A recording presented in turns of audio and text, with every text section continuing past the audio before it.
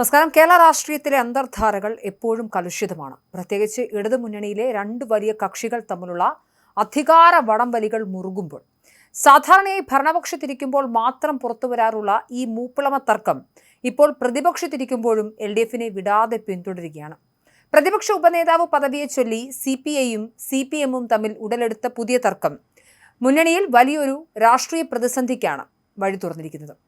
വിട്ടുവീഴ്ചയ്ക്കിടന്ന കടുത്ത നിലപാടിലാണ് ഇരു പാർട്ടികളും. പ്രതിപക്ഷ ഉപനേതാവ് സ്ഥാനം വേണമെന്ന CPIയുടെ കടുത്ത സമ്മർദ്ദത്തിന് ഒടുവിൽ വഴങ്ങേണ്ടതില്ല എന്നാണ് CPM സംസ്ഥാന നേതൃത്വം കൈക്കൊണ്ടിരിക്കുന്ന സുപ്രധാന തീരുമാനം. വർഷങ്ങളായി തുടർന്നു വരുന്ന കീഴ്വഴക്കങ്ങൾ ലംഘിക്കാൻ കഴിയില്ലെന്ന ശക്തമായ നിലപാടിലാണ് CPM സംസ്ഥാന സെക്രട്ടറി MV ഗോവിന്ദൻ. സഭയിലെ പ്രതിപക്ഷ നേതാവും ഉപനേതാവും CPMൽ തന്നെയാവുക എന്നതാണ് കാലങ്ങളായുള്ള മുന്നണി മര്യാദയും ശൈലിയെന്നുമാണ് അദ്ദേഹം ചൂണ്ടിക്കാണിക്കുന്നത്.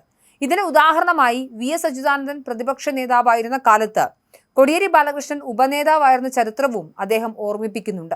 എന്നാൽ സഹോദര പാർട്ടികൾ തമ്മിലുള്ള ഈ തർക്കം അത്ര വലിയ കാര്യമല്ല എന്നും ചർച്ചകളിലൂടെ പരിഹരിക്കാൻ കഴിയുന്നതേയുള്ളൂ എന്നുമാണ് ഗോവിന്ദൻ പുറമേക്ക് വ്യക്തമാക്കുന്നത്.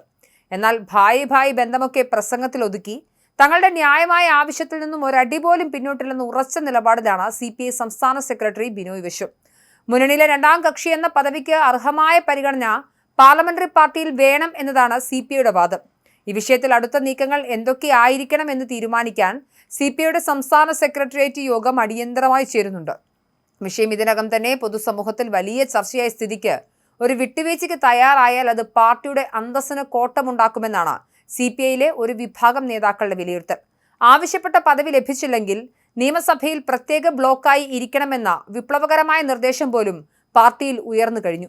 എന്നാൽ ഇത്തരമൊരു കടുത്ത നീക്കം LDFന്റെ കെട്ടുറപ്പിനെ ബാധിക്കുമെന്നും പ്രതിപക്ഷത്തിന് ആയുധമാകുമെന്നും കരുതുന്ന മിതവാദികളും പാർട്ടിയിലുണ്ട്.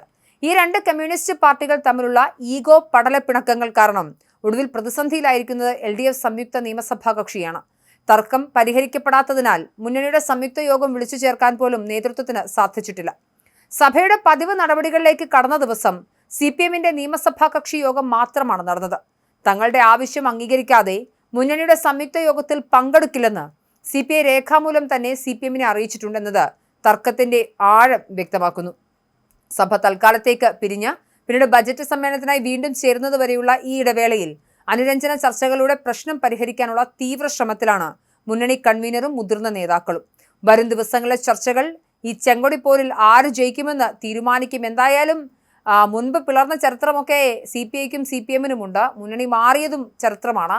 അങ്ങനെ ഒന്നിനി ആവർത്തിക്കും എന്നതാണ് ഏറ്റവും പ്രസക്തം. മാത്രമല്ല, പിണറായി വിജയന്റെ ഏകാധിപത്യത്തിനെതിരെ CPIയിൽ നിന്ന് വലിയ രീതിയിലുള്ള പ്രതിഷേധങ്ങൾ ഉയരുന്നതും ഈ വാർത്തയോടൊപ്പം തന്നെ ചേർത്ത് പറയേണ്ട കാര്യമാണ്.